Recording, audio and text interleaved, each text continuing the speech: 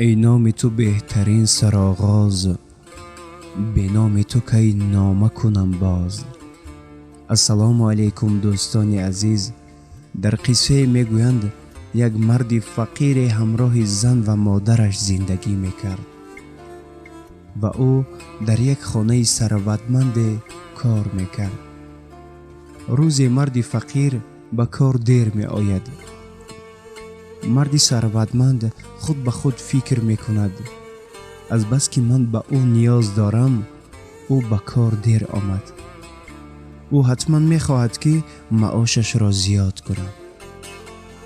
و همان روز مرد دارا معاش مرد فقیر را 2 مراتب زیاد میدهد.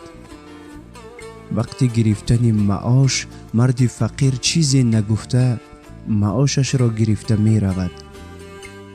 از بین یک چند روز می گذرد. مرد فقیر به کار نمی آید و مرد دارا بسیار در غضب می شود و خود به خود می گوید از بس که من معاشش را 2 مراتب زیاد دادم او از خود رفت. حالا ایستد به کار که آمد حتما مبلغ ناچیز خواهم داد. پس از یک روز مرد فقیر به کار برمی گردد و همان روز مرد دارا مبلغ ناچیز می دهد و در همین حالت هم مرد فقیر چیزی نگفته معاش را می گیرد. مرد دارا در تعجب می شود و سوال می کند، می گوید ایست چرا من آن روزی که معاشت را 2 مراتب زیاد کرده دادم چیزی نگفتی و امروز هم مبلغ ناچیز دادم باز هم چیزی نگفتی؟ می شود گویی سببش در چیست؟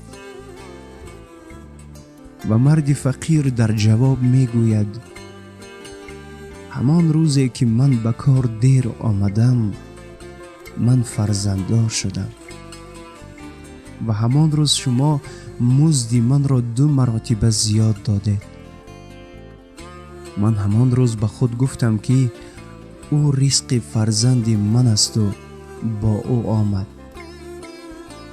و دیروز من برای آن به کار نآمدم که مادر من از دنیا گذشت و این دم من باز هم به خود گفتم که آن رزق مادر من بود و با او رفت.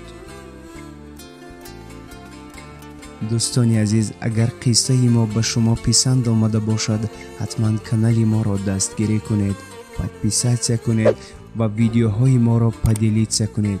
برای همه شما سلامتی خواهانم. سلامت و سربلند باشید.